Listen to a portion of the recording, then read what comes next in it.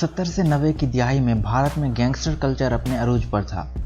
वो वक्त था जब मुंबई की झोंपड़ियों में पनप रहे थे जुर्म की दुनिया के सबसे बड़े नाम।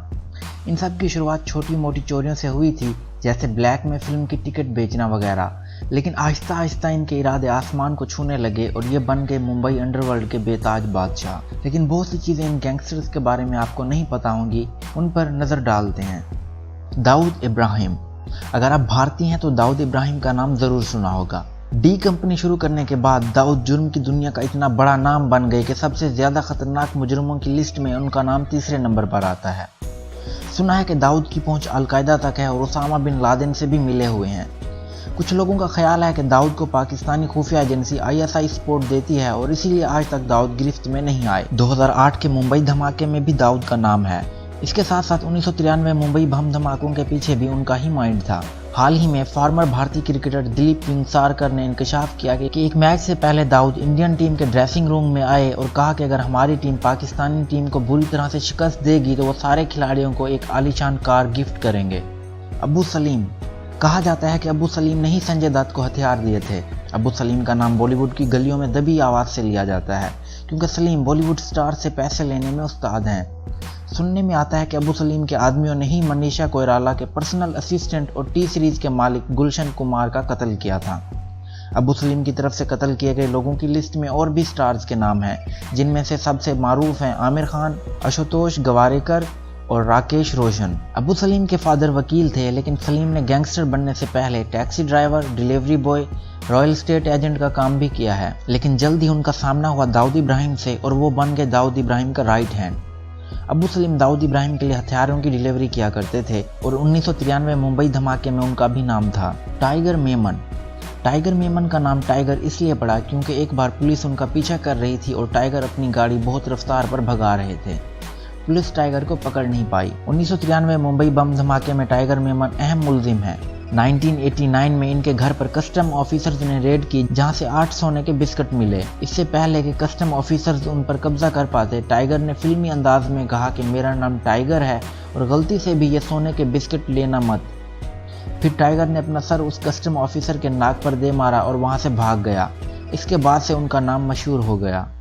छोटा राजन दाऊद का पुराना साथी था और उसका लेफ्ट हैंड था, लेकिन 1988 में छोटा राजन मुल्क छोड़कर चला गया और उसके बाद से दाऊद और छोटा राजन में 36 का आंकड़ा है। छोटा राजन और दाऊद के अलग होने के बाद दोनों धड़ों के दरमियान घमसान की फायरिंग भी हुई है।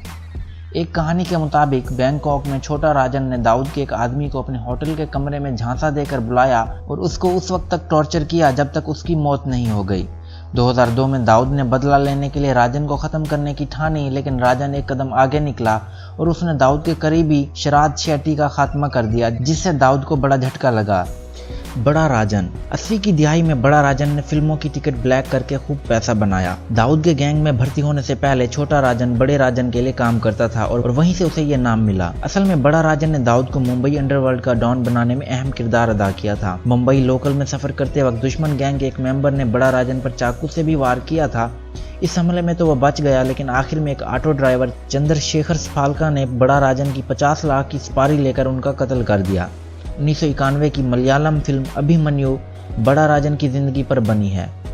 हाजी मस्तान सिर्फ फिल्म मेकर ही नहीं, हिंदुस्तान के सबसे खौफनाक गैंगस्टर भी थे। 20 साल तक हाजी मस्तान ने मुंबई पर राज किया, लेकिन उनकी कभी किसी से लड़ाई नहीं हुई। बॉलीवुड फिल्मों के शौकीन हाजी मस्तान ने स्मगलिंग का पैसा फिल्में बनाने में भी लगाया था। जाहिर है कि उनकी दोस्ती बॉलीवुड के बड़े बड़े स्टारों से भी हो गई थी, जैसे अमिताभ बच्चन, धर्मेंद्र, दिलीप कुमार, राज कपूर, संजीव कुमार और फिरोज खान। 1975 की फिल्म दीवार और once upon a time in Mumbai Haji Mastan की जिंदगी से इंस्पायर्ड है। रवि पुजारी। हाल ही में खबर थी कि रवि पुजारी शाहरुख खान की फिल्म हैप्पी न्यू ईयर के ओवरसीज राइट्स लेना चाह रहे थे। पुजारी काफ़ी होशियार गैंगस्टर हैं जो ज़्यादा नज़रों में नहीं आते। इनके बारे में ज़्यादा मालूमात किसी के पास नहीं है। सिर्फ खबर यह है कि एक वक्त में पुजारी छोटा राजन के लिए काम किया करता था। अफवाह ये भी है कि रवि पुजारी ने अपने आदमियों को महेश भट्ट का कत्ल करने का हुक्म दिया था। इसके अलावा इसने शाहरुख खान के ऑफिस और फराह खान के घर के बाहर फायरिंग कराने का हुक्म भी दिया था। वर्दा राजन खौफनाक गैंगस्टर्स में से एक माने जाते थे। इन्होंने कुल्ली के तौर पर अपनी ज़िंदगी की शुरुआत की थी, फिर हाजी मस्तान के साथ मिलकर गोदी पर सामान चुराने का काम करने लग गए। इसके बाद वो जुर्म की दुनिया के दलदल में धंसते ही चले गए। सुपारी लेने से लेकर जमीन खाली कराने तक और ड्रग्स की स्मगलिंग जैसे जराइम में वरदा राजन का नाम था। दिलचस्प बात यह है कि वरदा राजन गरीबों की बहुत मदद करते थे और इसीलिए बस्तियों में रहने वाले लोग उन्हें भगवान से कम नहीं मानते थे। करीम लाला, ये वो शख्स है जिसने इंडियन माफिया की शुरुआत की थी। करीम लाला था मुंबई का असली डॉन। अफगानिस्तान में पैदा हुए करीम लाला के खौफ से लोग थर थर कांपा करते थे, लेकिन लाला गरीबों और जरूरतमंदों की बहुत मदद किया करते थे। करीम लाला भत्ताखोरी, दारू और जुए के अड्डे और हीरे जवाहरात की स्मगलिंग के लिए मशहूर थे। अरुण गावली, गावली पहले माफिया हैं जिन्होंने सियासत में भी कदम रखा। अपनी पार्टी ऑल इंडिया की आड़ में गावली ने लोगों को अगवा किया, उन्हें टॉर्चर किया और उनसे पैसे लिए और फिर ख़त्म कर दिया। वक्त वक्त पर पुलिस उनके ऑफिस और घर पर छापा मारती, उन्हें गिरफ्तार करती, लेकिन कुछ ही वक्त में गावली छूट जाते। आखिरकार 2002 में पुलिस ने उन्हें कत्ल के केस में गिरफ्तार किया, जिसके लिए उन्हें उम्र कैद की सज़ा हुई। अली बुदेश, बुदेश ऐसे गैंगस्टर रहे हैं जिन्होंने एक जेब कतरे के तौर पर शुरुआत की थी, लेकिन जल्द ही वो सबसे ज्यादा हफ्ता वसूली करने वाले किंग बन गए। कहा जाता है कि जिन लोगों ने बुदेश को हफ्ता देने से मना किया था, उनको जालमाना तरीके से कत्ल कर दिया गया था। बुदेश ने बिल्डरों और हीरे के ताजरों से लेकर फिल्म स्टार तक से हफ्ता मांगा हुआ है। छोटा शकील, दाऊद इब्राहिम का करीबी छोटा शकील इतना भी छोटा नहीं है। शकील अपनी बहादुरी की वजह से जाना जाता है। एक बार पुलिस अफसर ने शकील को स्मगलिंग के जुर्म में पकड़ लिया, लेकिन शकील ने समुद्र में छलांग लगा दी और बच निकले। लेकिन कहानी यहीं खत्म नहीं होती। भागने के बाद वो अपने आदमियों के साथ उस पुलिस अफसर के पास फिर गया और उसे सामान वापस देने का हुक्म दिया। नहीं तो इस बार पुलिस अफसर की बारी थी समंदर में जाने की। शहराज शेट्टी दाऊद इब्राहिम के लिए उनका क्रिकेट बैटिंग का धंधा चलाता था। जैसा पहले बताया था कि शहराज शेट्टी का कत्ल छोटा राजन के आदमी ने किया था, जिसके लिए उसे 1 करोड़ रुपए भी मिले थे, लेकिन बाद में उस आदमी को पकड़ लिया गया और दुबई ले जाकर मार दिया था। शबीर इब्राहिम कासकर दाऊद इब्राहिम के बड़े भाई थे। दोनों भाइयों ने मिलकर डी कंपनी की शुरुआत की थी। दुश्मन गैंग के हाथों शबीर के कत्ल के बाद ऐसा खौफनाक गैंग वार शुरू हुआ जो तकरीबन 10 साल चला।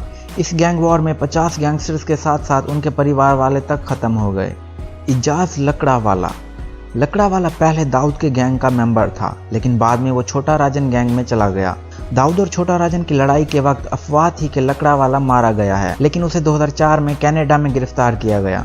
Thanks for watching. अगर आपको वीडियो पसंद आई हो तो काइंडली इसे लाइक करें, इस पर कमेंट करें और हमारे चैनल को जरूर सब्सक्राइब करें।